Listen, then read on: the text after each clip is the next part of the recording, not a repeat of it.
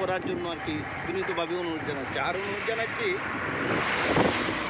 আমাদের সম্মানিত এমপি সাহেব মাজহারুল ইসলাম ভাই, এই যে রোডের মধ্যে পানি আটকানো, এই পানির সিটে অনেকেই আপনার নাপাক পানি, বুঝেনি কি ময়লা, অথচ এইটা বাউন্ডারির পরে নিতে পারে, অথচ আরেকটু দূরে ফেলতে পারে ময়লাগুলো। দেখেন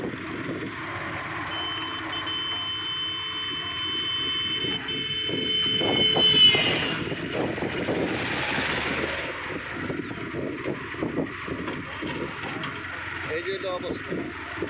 যাই হোক, কার্যক্রম শুরু হয়েছে, মনে হয় ভালো হবে। এরপরে আমি মনে করি যেহেতু ভিতরে ওই যে দেখেন ভিতরে প্রস্তুতির মতো সুব্যবস্থা আছে, ভিতরে যদি সকল ময়লাগুলো রাখা হয় তাহলে এই দুর্গন্ধ থেকে কিশোরগঞ্জের মানুষ, শুধু কিশোরগঞ্জের না, সারা বাংলাদেশের মানুষই পারবে। কারণ এই জায়গা থেকে এটা ভিতরে চলা হয় মিনিটে প্রায় 60 থেকে 70টা গাড়ি চলে। আর এই জায়গার মধ্যে মানুষগুলো এসে অনেক কষ্ট। আমি প্রায় সময় যে এক ভাই হুন্ডারে যাচ্ছে, নাক চেপে ধরে রাখছে, বুঝছেন, এরকমভাবে ওই যে ময়লাগুলো এটা অনেক দূরে ফেলতে পারে।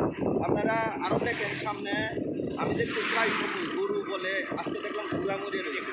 হ্যাঁ, এরকমভাবে এত রাস্তার পাশে যদি এটা হয়, এটা তো ভীষণ দূষণ। এই জন্য বলবো প্রশাসনকে যেন দ্রুত এটার ব্যবস্থা নেওয়া হয়।